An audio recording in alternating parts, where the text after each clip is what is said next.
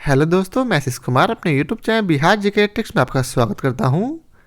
आज हम लोग भारतीय राज्य व्यवस्था के चौथे पार्ट को इस वीडियो में देखेंगे। तो यदि आप लोगों ने अब तक हमारा channel Bihar GK tricks subscribe नहीं किया है तो इसे सब्सक्राइब कर लें, साथ ही बेल आइकन को जरूर दबाएं। तो आइए वीडियो को स्टार्ट करते हैं। तो आज का पहला प्रश्न है, निम्न में से किस अनुच्छेद के अंतर्गत वित्त आयोग का गठन का प्रावधान किया गया है? तो इसका सही उत्तर है ए, अनुच्छेद 280। केंद्र एवं राज्यों के मध्य कर राजस्व के वितरण पर सिफारिश देने के लिए संविधान के अनुच्छेद 280 के तहत राष्ट्रपति द्वारा वित्त आयोग का गठन किया जाता है। अब अगला प्रश्न है, भारत में संघीय वित्त आयोग संबंध रखता है किससे? तो इसका उत्तर है राज्यों एवं केंद्र के बीच वित्त से। भारत में संघीय वित्त आयोग राज्यों एवं केंद्र के बीच वित्त से संबंध रखता है। वह दोनों के मध्य कर एवं अनुदानों के बारे में विभाजन के सिद्धांतों के बारे में सुझाव देता है। अब अगला प्रश्न है, योजना आयोग की स्थापना कब हुई थी? तो इसका उत्तर है बी, 15 मार्च 1950 को। वित्त आयोग के विपरीत योजना आयोग एक संविधानेतर संस्था है। इसका संविधान में कोई उल्लेख नहीं है। इसका गठन केंद्रीय मंत्रिमंडल के एक संकल्प द्वारा 15 मार्च 1950 को किया गया था। प्रधानमंत्री इसका पदेन अध्यक्ष होता था। इसका मुख्य कार्य केंद्र की पंचवर्षीय योजना तथा राज्यों की वार्षिक योजनाओं के संबंध में सलाह देना था। 1 जनवरी 2015 से इसके स्थान पर नीति आयोग का गठन किया गया है। अब अगला प्रश्न है, उस राजनीतिक दल का नाम बताइए जो मिलीजुली केंद्रीय सरकार का हिस्सा नहीं है लेकिन जिसका सदस्य 13वीं लोकसभा का स्पीकर चुना गया है। तो इसका सही उत्तर है ए, तेलुगु देशम पार्टी। अब आइए चलते हैं इसके विस्तार को पढ़ते हैं। 12वीं व 13वीं लोकसभा के स्पीकर GMC बालयोगी थे जो तेलुगु देशम पार्टी के सदस्य थे। यह दल राष्ट्रीय जनतांत्रिक गठबंधन अर्थात NDA की साझा सरकार में शामिल नहीं हुआ था। अब अगला प्रश्न है, भारत के विभिन्न राजनीतिक दलों को राष्ट्रीय या क्षेत्रीय दल का दर्जा देने का अधिकार किसको है? तो इसका सही उत्तर है सी, अर्थात चुनाव आयोग को। भारत में विभिन्न राजनीतिक दलों को राष्ट्रीय या क्षेत्रीय दल का दर्जा देने का अधिकार चुनाव आयोग को होता है। इसके लिए वह कुछ मानदंड घोषित करता है। अब अगला प्रश्न है, भारत के राजनीतिक दलों के संबंध में निम्नलिखित कथनों पर विचार कीजिए। पहला बतलाया गया है, जन प्रतिनिधित्व अधिनियम 1951 राजनीतिक दलों के पंजीकरण का प्रावधान करता है। दूसरा में बतलाया गया है, राजनीतिक दलों का पंजीकरण निर्वाचन आयोग करता है। तीसरा, राष्ट्रीय स्तर का राजनीतिक दल वह है जिसे 4 या अधिक राज्यों में मान्यता प्राप्त है। और चौथा है, 1999 के आम चुनाव में निर्वाचन आयोग द्वारा मान्यता प्राप्त 6 राष्ट्रीय और 48 राज्य स्तरीय दल थे। तो ये सभी कथन सही हैं, अर्थात सही उत्तर डी होगा। अब आइए चलते इसके विस्तार को पढ़ते हैं। जन प्रतिनिधित्व अधिनियम 1951 में राजनीतिक दलों के पंजीकरण और पंजीकरण के नियमों की व्यवस्था की गई है। राजनीतिक दलों का पंजीकरण निर्वाचन आयोग करता है। वह दल राष्ट्रीय दल होता है जो कम से कम 4 राज्यों में 6% मत प्राप्त करता है और किसी राज्य या राज्यों से लोकसभा में 4 सीटें जीतता है, या वह लोकसभा में 3 विभिन्न राज्यों से 2% सीटें प्राप्त करता है। 1999 के 13वीं लोकसभा चुनाव में 6 राष्ट्रीय एवं 48 राज्य स्तरीय मान्यता प्राप्त दलों ने हिस्सा लिया था। वर्तमान में कुल 8 राष्ट्रीय दल हैं। उनके नाम हैं Congress, Bharatiya Janata party, CPI, CPIM, Bahujan Samaj party, NCP, 7वां Trinamool Congress और 8वां नेशनल पीपुल्स पार्टी।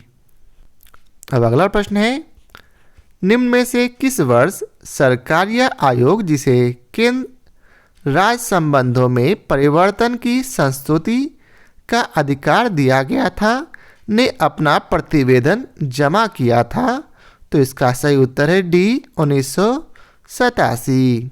सरकार या आयोग जिसे केंद्र राज्य संबंधों की समीक्षा के लिए गठित किया गया था, इसने 27 अक्टूबर 1987 को आधिकारिक तौर पर अपना प्रतिवेदन जमा किया था। गौरतलब है कि वर्ष 1983 में केंद्र सरकार ने सर्वोच्च न्यायालय के सेवानिवृत्त न्यायालय आरएस सरकारिया की अध्यक्षता में एक 3 सदस्यीय आयोग का गठन किया था। इस आयोग ने केंद्र राज्य संबंधों की सूचना की दिशा में 247 सिफारिशें प्रस्तुत की थी। अब अगला प्रश्न है, पंचायत के चुनाव कराने हेतु निर्णय किसके द्वारा लिया जाता है? तो इसका उत्तर है राज्य सरकार के द्वारा। पंचायतों को संविधान की 7वीं अनुसूची में राज्य सूची की प्रविष्टि 5 का विषय माना गया है। संविधान के अनुच्छेद 40 में पंचायतों के संबंध में राज्यों को कानून बनाने का अधिकार दिया गया है। इस प्रकार पंचायत राज्य सरकार का विषय है। इसके गठन तथा चुनाव कराने का अधिकार राज्यों को ही है। अब अगला प्रश्न है, पंचायती राज विषय है तो किसका? राज्य की सूची पर। अब अगला प्रश्न है, पंचायती राज संस्थाओं को 29 कार्यों की सूची किस अनुच्छेद के तहत दी गई है? तो इसका उत्तर है अनुच्छेद 243 जी के तहत। पंचायती राज संस्थाओं को 29 कार्यों की सूची अनुच्छेद 243 जी के अंतर्गत दी गई है। अनुच्छेद 243 जी अर्थात 243 6 के अनुसार पंचायतों को आर्थिक विकास और सामाजिक न्याय के लिए योजनाएं तैयार करने तथा आर्थिक विकास और सामाजिक न्याय की ऐसी योजनाओं को जो उन्हें सौंपी जाए जिनके अंतर्गत वे योजनाएं भी हैं जो 11वीं अनुसूची में सूचीबद्ध विषयों के संबंध में है, कार्यान्वित करने का उत्तरदायित्व सौंपा गया है। 11वीं अनुसूची को 73वें संविधान संशोधन अधिनियम 1992 द्वारा संविधान में जोड़ा गया है। इसमें पंचायत से संबंधित 29 कार्यों की सूची वर्णित है। अब अगला प्रश्न है, निम्नलिखित में से किसका निर्माण पंचायती राज व्यवस्था के तहत हुआ था? तो इसका सही उत्तर है सी अर्थात ग्राम पंचायत का। पंचायती राज लोकतांत्रिक विकेंद्रीकरण की व्यवस्था है। संविधान के भाग 9 के अंतर्गत अनुच्छेद 243 से 243(9) के तहत पंचायत से संबंधित प्रावधानों का उल्लेख है। वर्ष 1957 में बलवंत राय मेहता समिति द्वारा प्रस्तुत रिपोर्ट में लोकतांत्रिक विकेंद्रीकरण की योजना प्रस्तुत की गई है, जिसमें त्रिस्तरीय पंचायती राज पद्धति की सिफारिश की गई है। इसमें गांव स्तर पर ग्राम पंचायत, ब्लॉक स्तर पर पंचायत समिति तथा जिला स्तर पर जिला परिषद है। इस सिफारिश को स्वीकार कर 2 अक्टूबर 1960 को नागौर में पंचायती राज व्यवस्था का उद्घाटन पंडित जवाहरलाल नेहरू द्वारा किया गया था। गौरतलब है कि 73वें संविधान संशोधन द्वारा अर्थात 1992 में पंचायती राज संस्थाओं को संवैधानिक दर्जा प्राप्त हुआ था। अतः अभिष्ट उत्तर विकल्प सी होगा। अब अगला प्रश्न है, भारतीय संविधान के निम्नलिखित अनुच्छेदों में से कौन सा अनुच्छेद राज्य की सरकारों को ग्राम पंचायतों को संगठित करने का निर्देश देता है? तो इसका उत्तर है बी, अनुच्छेद 40। संविधान का अनुच्छेद 40 राज्य की सरकारों को ग्राम पंचायतों को संगठित करने का निर्देश देता है। यह राज्य के नीति निर्देशक तत्वों में शामिल है। अब अगला प्रश्न है, निम्नलिखित में से कौन सा अनुच्छेद पंचायत के गठन के लिए राज्य सरकारों को निर्देश देता है? तो इसका उत्तर है बी, अनुच्छेद 40। नेक्स्ट प्रश्न है, सरकार की पंचायती राज प्रणाली की प्रमुख विशेषताएं क्या है? तो इसका सही उत्तर है डी, अर्थात इनमें से सभी। अर्थात इनमें सरकार की 3 श्रेणियां होती है। दूसरा है, इसका लक्ष्य गांवों को सामाजिक एवं आर्थिक न्याय प्रदान करता है। तीसरा, जिला परिषद में इसके सदस्य के रूप में कुछ सांसद होते हैं। पंचायती राज प्रणाली स्थानीय स्तर पर त्रिस्तरीय शासन की व्यवस्था करता है। ग्राम स्तर पर, ब्लॉक स्तर पर और जिला स्तर पर। पंचायती राज का उद्देश्य स्थानीय ग्रामीण समुदाय को सामाजिक आर्थिक न्याय प्रदान करना है। अब अगला प्रश्न है, पंचायती राज की 3 स्तरीय प्रणाली में आते हैं। तो इसका सही उत्तर है ग्राम पंचायत, क्षेत्र पंचायत समिति और जिला परिषद। नेक्स्ट प्रश्न है, पंचायती राज का प्रधान लक्ष्य है। तो क्या लक्ष्य है? सी, ग्रामीण वासियों में शक्ति का विकेंद्रीकरण। पंचायती राज का प्रधान लक्ष्य ग्रामवासियों में शक्ति का विकेंद्रीकरण है, जिससे वे अपनी आवश्यकताओं के अनुरूप नीतियां बना सके और उसे लागू कर सके। अगला प्रश्न है, सफलतापूर्वक कार्य हेतु पंचायती राज को पूरे सहयोग की जरूरत पड़ती है। किसके सहयोग की? तो स्थानीय जनता के सहयोग की। पंचायती राज को सफलतापूर्वक कार्य करने के लिए स्थानीय जनता के पूर्ण सहयोग की आवश्यकता होती है। बिना जन भागीदारी के पंचायती राज का स्वप्न साकार नहीं हो सकता है। अब अगला प्रश्न है, भारत में पंचायती राज प्रतिनिधित्व करता है। तो इसका सही उत्तर है डी, अर्थात शक्तियों का विकेंद्रीकरण को, लोगों की हिस्सेदारी को और सामुदायिक विकास को। भारत में पंचायती राज की स्थापना ग्रामीण जनता के सर्वांगीण विकास के लिए की गई है। यह शक्तियों के विकेंद्रीकरण, लोगों की भागीदारी, सामुदायिक विकास का प्रतिनिधित्व करता है।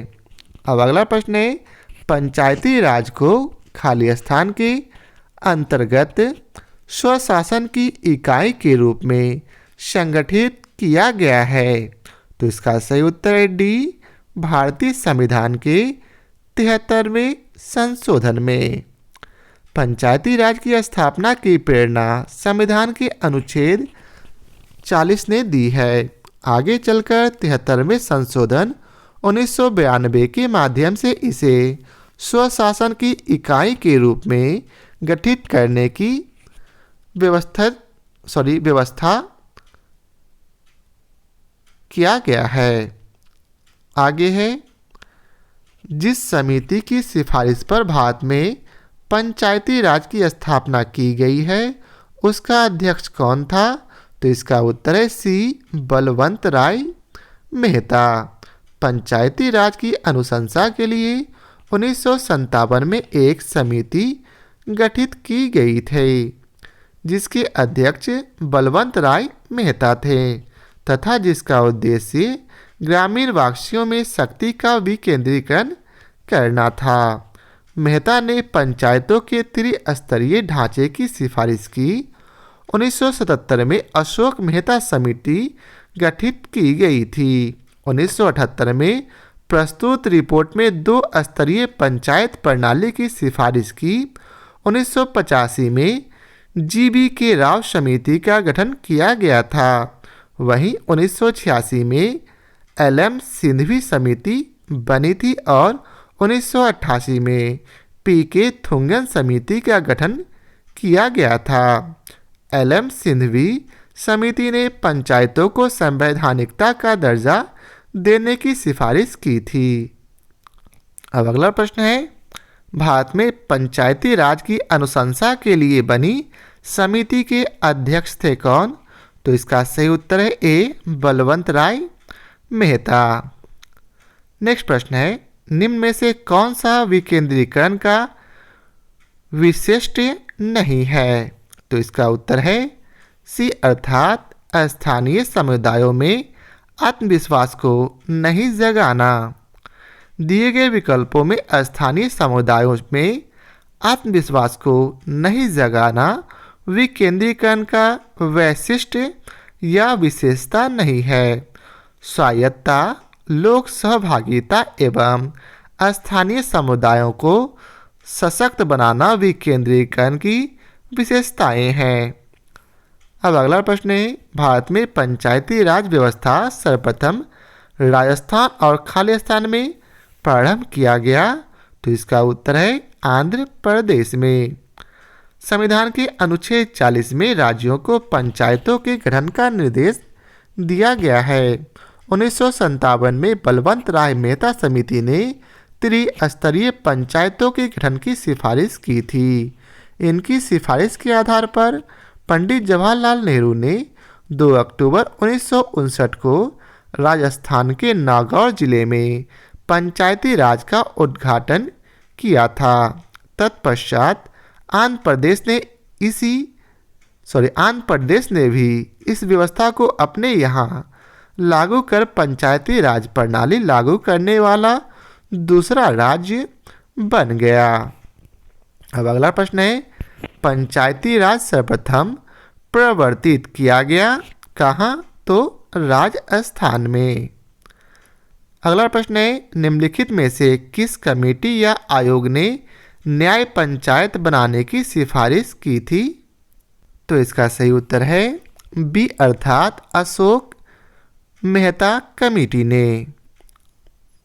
अशोक मेहता समिति गठन 1977 में जनता पार्टी सरकार ने पंचायती राज व्यवस्था में सुधार हेतु किया गया था, जिसने अगस्त 1978 में अपनी रिपोर्ट पेश की थी। उन्होंने ही न्याय पंचायत को विकास पंचायत से अलग रखने ताकि इसका सभापति एक योग्य न्यायाधीश को नियुक्त करने की सिफारिश की। अब अगला प्रश्न है, निम्नलिखित में से कौन सा कार्य स्थानीय स्वशासन के अधिकार क्षेत्र में नहीं आता है? तो इसका सही उत्तर है डी, अर्थात सार्वजनिक अनुशासन का रखरखाव। स्थानीय स्वशासन के अधिकार क्षेत्र में सार्वजनिक स्वास्थ्य, स्वच्छता तथा जनोपयोगी सेवा आते हैं, किंतु सार्वजनिक अनुशासन का रखरखाव नहीं आता है। सार्वजनिक अनुशासन का रखरखाव कार्यपालिका के क्षेत्र में आता है। अब अगला प्रश्न है, पंचायती राज प्रणाली किस सूची में है? तो इसका सही उत्तर है बी, अर्थात राज्य सूची में। भारतीय संविधान की 7वीं अनुसूची में 3 सूचियाँ दी गई हैं। पहला संघ सूची, दूसरा राजसूची एवं तीसरा समवर्ती सूची। पंचायती राज प्रणाली राजसूची का विषय है। यह राजसूची की प्रविष्टि 5 का विषय है। अब अगला प्रश्न है, किस राज्य या किन राज्यों ने पंचायती राज संस्थाओं में स्त्रियों को 50% आरक्षण को वैध किया है? तो इसका सही उत्तर है डी अर्थात सभी, अर्थात बिहार, राजस्थान, मध्य प्रदेश और हिमाचल प्रदेश। बिहार, उत्तराखंड, हिमाचल प्रदेश तथा मध्य प्रदेश राज्यों ने पंचायती राज संस्थाओं में महिलाओं को 50% आरक्षण को वैध किया है। इसके अतिरिक्त आंध्र प्रदेश, केरल, छत्तीसगढ़, झारखंड, महाराष्ट्र, उड़ीसा, राजस्थान, कर्नाटक, पंजाब, सिक्किम, तमिलनाडु, तेलंगाना, पश्चिम बंगाल एवं त्रिपुरा में महिलाओं के लिए 50% स्थान पंचायतों में आरक्षित किए गए हैं। अब अगला प्रश्न है, किन राज्य सरकारों ने 2010 तक स्थानीय निकायों में महिलाओं का आरक्षण 50% कर दिया है? तो अभी हम लोगों ने पढ़ा, इसका सही उत्तर है बी अर्थात बिहार, मध्य प्रदेश और हिमाचल प्रदेश। अब अगला प्रश्न है, 73वें संविधान संशोधन कानून की वैधानिक शुरुआत किस संविधान संशोधन बिल से हुई? तो इसका सही उत्तर है डी अर्थात 64वां संविधान संशोधन बिल से। पंचायती राज संस्थाओं को संवैधानिक दर्जा प्रदान करने वाले 73वें संविधान संशोधन अधिनियम की वैधानिक शुरुआत मूलतः 64वें संविधान संशोधन विधेयक द्वारा हुई थी।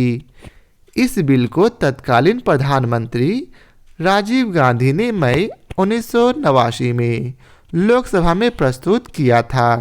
हालांकि यह विधेयक राज्यसभा में पारित न होने के कारण व्यपगत हो गया था।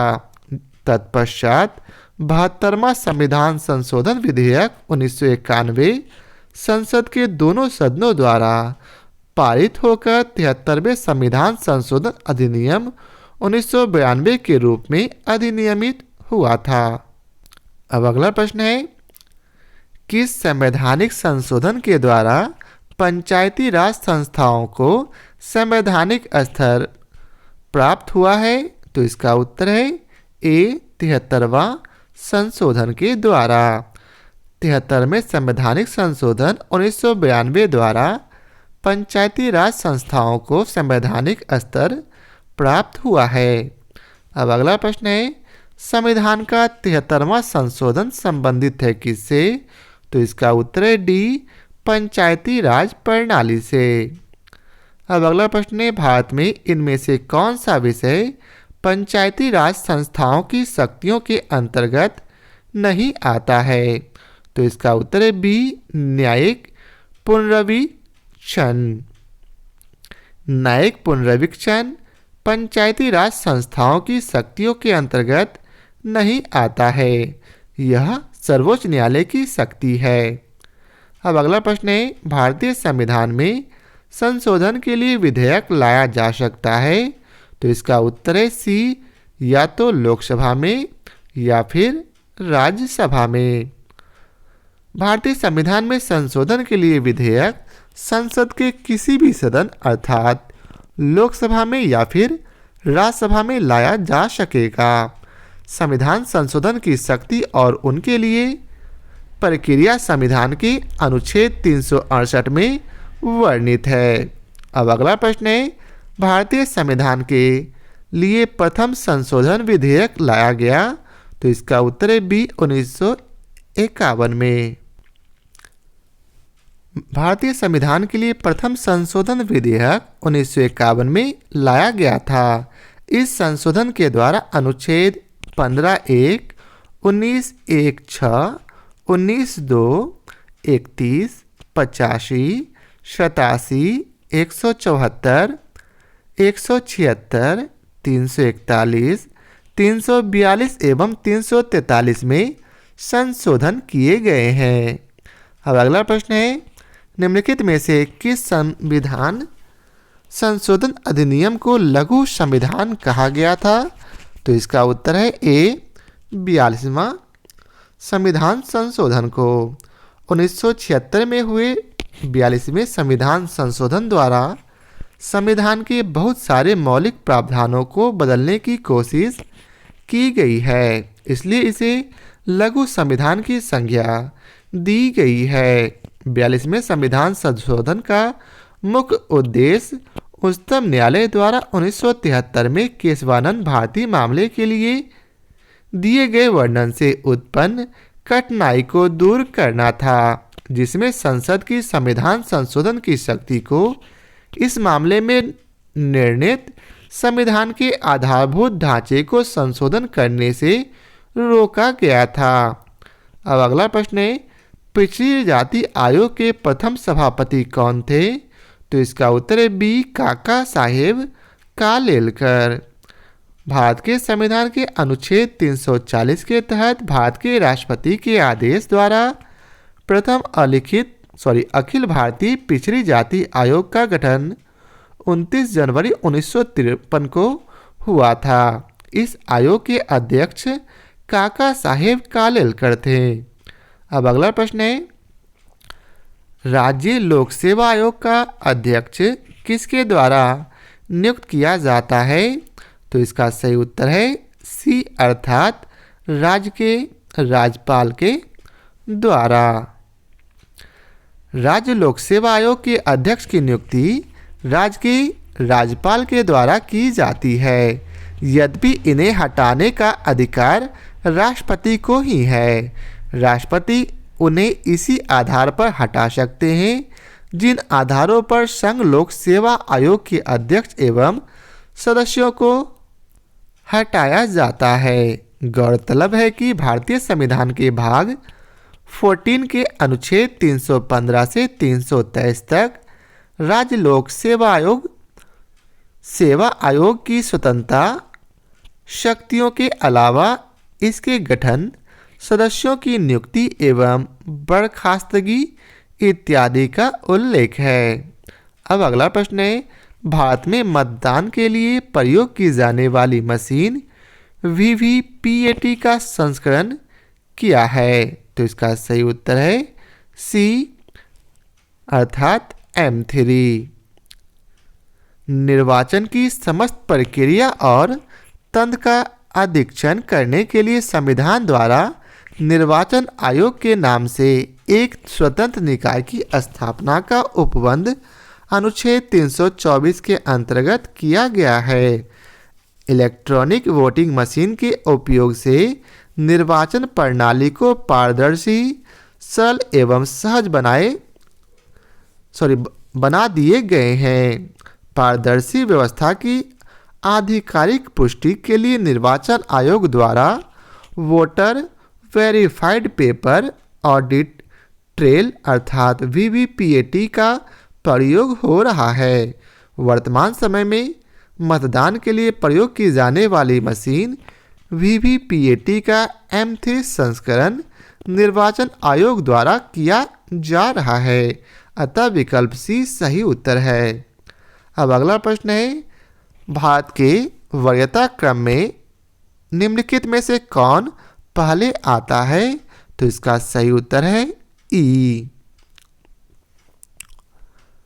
वरीयता अनुक्रम केंद्र एवं राज्य सरकारों के विभिन्न पदाधिकारियों के रैंक एवं ऑर्डर से संबंधित है। इस संबंध में वर्तमान अधिसूचना 26 जुलाई 1979 को जारी की गई थी, जिसके अनुसार संघ लोक सेवा आयोग के अध्यक्ष मुख्य निर्वाचन आयुक्त तथा भारत के नियंत्रक और महालेखा परीक्षक को वरीयता क्रम में एक समान अर्थात 9 क रखा गया है, जबकि उच्च न्यायालय के मुख्य न्यायाधीश को अपने न्यायिक क्षेत्र में 14वें तथा उनके बाहर 17वें क्रम पर रखा गया है। अतः विकल्प ई सही उत्तर है। तो यह था आज के वीडियो का आखिरी प्रश्न। आशा करता हूँ आप लोगों को हमारी यह वीडियो पसंद आया हो। यदि आप लोगों को हमारी यह वीडियो पसंद आया हो तो लाइक और शेयर जरूर करें। फिर मिलते हैं नए विषय के साथ। आज के लिए बहुत बहुत धन्यवाद।